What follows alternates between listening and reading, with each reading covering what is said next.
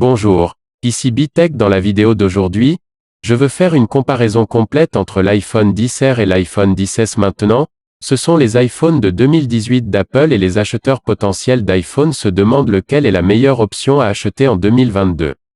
Bien qu'ils se ressemblent beaucoup, ces smartphones présentent de nombreuses différences fondamentales que je vais vous exposer en détail. Nous allons donc faire une plongée en profondeur et comparer chaque aspect de ces smartphones pour vous donner une réponse claire et concise, donc mettre vos questions au repos.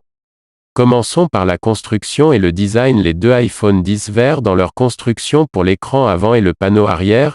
Cependant, la bande de métal autour de l'appareil sur l'iPhone XR est faite d'aluminium tandis que celle sur le XS est faite d'acier inoxydable qui est un métal plus résistant dans l'ensemble. Vous pouvez le constater, le design général de ces téléphones est pratiquement identique, à l'exception du facteur de forme plus grand de l'iPhone X et du facteur de forme plus grand de l'iPhone XR.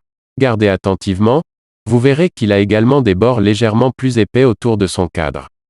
Les deux téléphones résistent à l'eau, mais le XS a une résistance à l'eau supérieure de niveau IP68, tandis que l'iPhone XR a une résistance à l'eau de niveau IP67. Si vous immergez dans l'eau, le XS a la capacité d'aller jusqu'à 2 mètres de profondeur pendant 30 minutes, contre 1 mètre pour le XS pendant 30 minutes. Ils ont aussi exactement les mêmes larges haut-parleurs stéréo qui produisent un son aussi fort et riche grâce au double haut-parleur.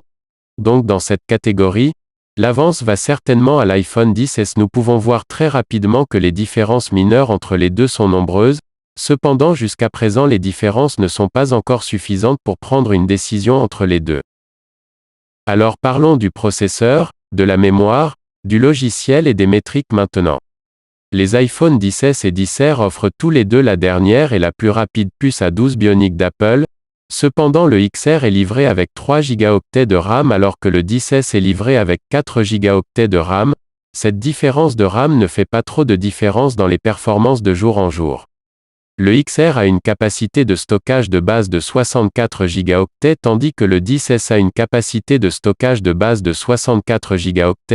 Il y a donc une différence de prix entre les deux smartphones alors qu'ils offrent exactement les mêmes fonctionnalités logicielles, car ils utilisent aussi exactement le même logiciel iOS. La fluidité et la rapidité des logiciels sont égales. Les ABS s'exécutent à la même vitesse et les jeux s'exécutent avec la même fluidité. Je vais aussi ajouter le système d'identification du visage dans cette catégorie, et mentionner qu'ils sont aussi identiques en sécurité et en vitesse et qu'ils fonctionnent parfaitement sur les deux smartphones.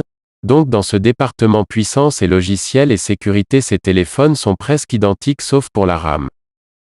Maintenant, parlons rapidement des dimensions. Le XS mesure 143,6 mm de haut, 70,9 mm de large et 7,7 mm d'épaisseur, pour un poids de 177 grammes. L'iPhone XR mesure 150,9 mm de haut, 75,7 mm de large et 8,3 mm d'épaisseur, pour un poids de 194 grammes. Évidemment, le XR a un encombrement plus important en raison de son écran plus grand. Les deux téléphones sont faciles à manipuler d'une seule main pour de nombreuses choses, mais ils nécessitent une deuxième main pour une utilisation optimale. Mais parlons plutôt de l'écran, une catégorie très importante. L'écran du XS est un écran OLED de 5,8 pouces avec une résolution de 2436 par 1125 et 458 pixels par pouce. Lorsque vous mettez ces téléphones côte à côte pour regarder des films ou augmenter la luminosité maximale pour zoomer ou lire du texte sur l'application de nouvelles ou des sites web, vous verrez une nette différence dans la qualité de l'affichage en faveur du XS. Le XS a un bien meilleur écran que l'écran LCD du XR. En fait, l'écran LCD du XR est légèrement plus mauvais que celui de l'iPhone 8 Plus. Ce n'est pas un mauvais écran sur le XR et la plupart des consommateurs ne le remarqueront pas pour une utilisation quotidienne. Cependant, c'est une déception de voir ce genre d'écran sur un smartphone avec une résolution inférieure à 1,080p. Le XR ne propose pas non plus le HDR alors que le XS le propose. Le XR ne dispose pas non plus de la fonctionnalité 3D Touch intégrée au XS. La 3D Touch vous permet d'appuyer sur l'écran avec une certaine pression, ce qui vous donne accès à des fonctions rapides. Le XR dispose d'une version similaire mais limitée de cette fonctionnalité en appuyant, et en maintenant la touche enfoncée, le 10S dispose donc d'un écran plus lumineux, plus net et plus précis que le 10R. Nous parlerons de cette situation plus loin et je lirai tout ensemble dans notre conclusion. Pour l'instant, passons à autre chose et abordons l'appareil photo. Ainsi, le 10S a un système de double appareil photo. L'appareil photo primaire est un 12 mégapixels f1.8 tandis que le téléobjectif avec une ouverture de f4, le 10R a un seul appareil photo qui est un 12 mégapixels f1.8. Les appareils photo primaires sur les deux smartphones ont exactement le même capteur et objectif, ils sont identiques jumeaux. Toute photo prise avec l'appareil photo primaire sur le 10R sera 100% égale en qualité à la 10S.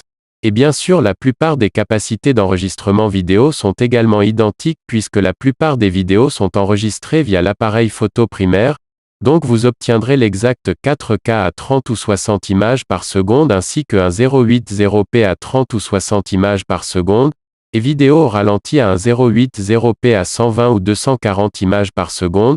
L'enregistrement de la voix pour les séquences vidéo sera fait en stéréo ainsi.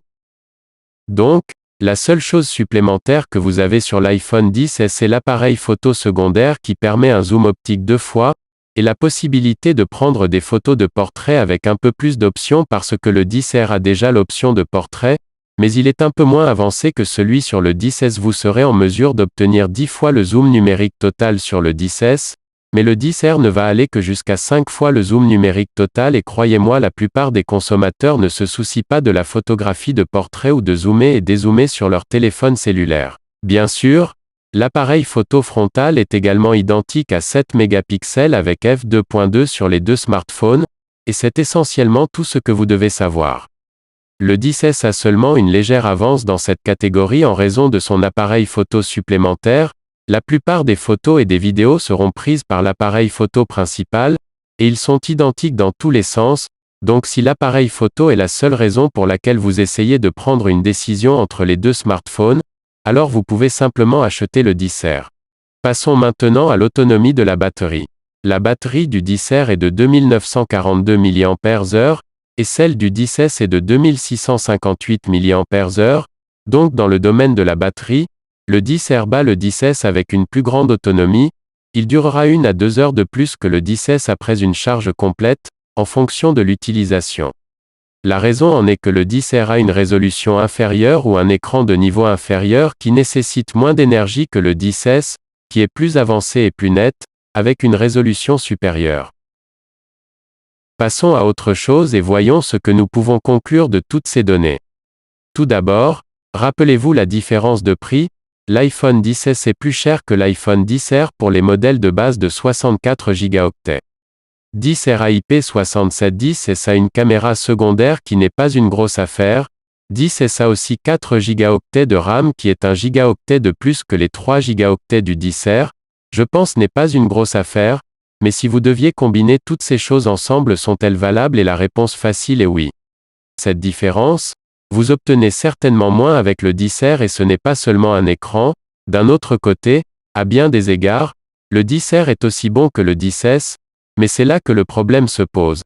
Pourquoi produire un téléphone doté d'une puissante puce A12 Bionic, qui est la plus rapide du marché, d'une excellente qualité de construction et d'un appareil photo de premier ordre, et l'expédier ensuite avec un écran de bas niveau dont la résolution est inférieure? Je dois vous dire que si vous achetez le 10R, vous aurez des remords d'achat plus vous réfléchirez aux spécifications. Cela ne s'applique qu'aux personnes qui réfléchissent soigneusement à leur achat et qui font beaucoup de recherches. Pour les consommateurs moyens, ces différences passeront inaperçues. Mais encore une fois, si vous regardez cette vidéo, achetez le 10S plutôt que le 10R et profitez de l'expérience complète sur le meilleur écran possible. Très bien, cela nous amène à la fin de cette vidéo. Assurez-vous de vous abonner à Bitech et de donner un coup de pouce à cette vidéo. Je vous verrai dans la prochaine vidéo et bien sûr, si vous utilisez TikTok, Instagram ou Facebook, suivez-moi sur Bitech Online pour les dernières mises à jour.